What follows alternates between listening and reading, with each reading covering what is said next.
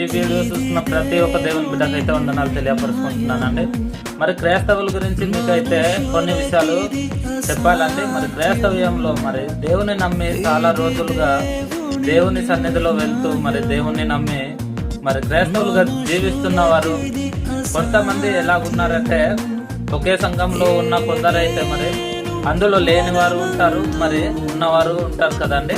అయితే లేని వారి గురించి మరి ఉన్నవారైతే ఏమనుకుంటున్నారు, ఆ విషయాలు మీకైతే తెలియపరచాలి కొన్ని.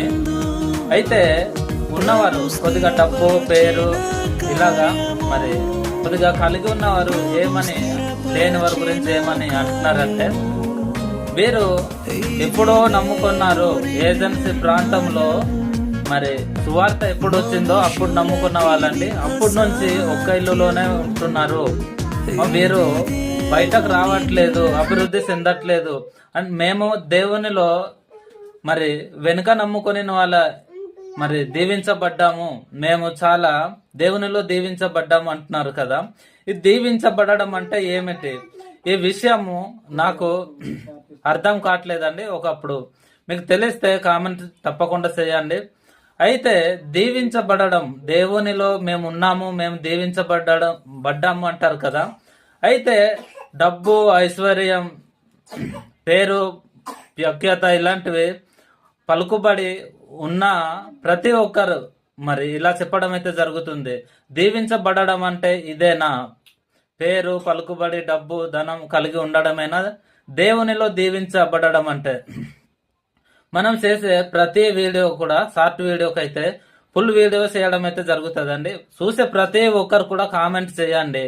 కామెంట్ చేస్తే ప్రతి ఒక్క వీడియోకు, మనం చేసే ప్రతి ఒక్క వీడియోకు రానున్న మరి తర్వాత మరి వీడియో అయితే చేయడం జరుగుతుంది. కాబట్టి మనము దీవించబడాలి. దేవునిలో దీవెన అంటే ఏమిటి? మరి మత్తయి సువార్త మొదలుకొని మరి కొత్త నిబంధనలో ఎంతో భక్తులు ఉన్నారు.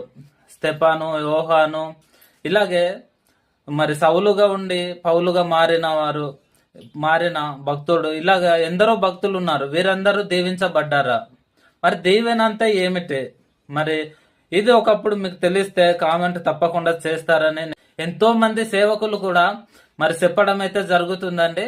మరి వీరు నిజంగా దీవించబడట్లేదు, అయితే వీరు అలాగే ఉండిపోతున్నారని పాస్టర్స్, సేవకులు కూడా మరి ఇలాగా చెప్పడం అయితే జరుగుతుంది.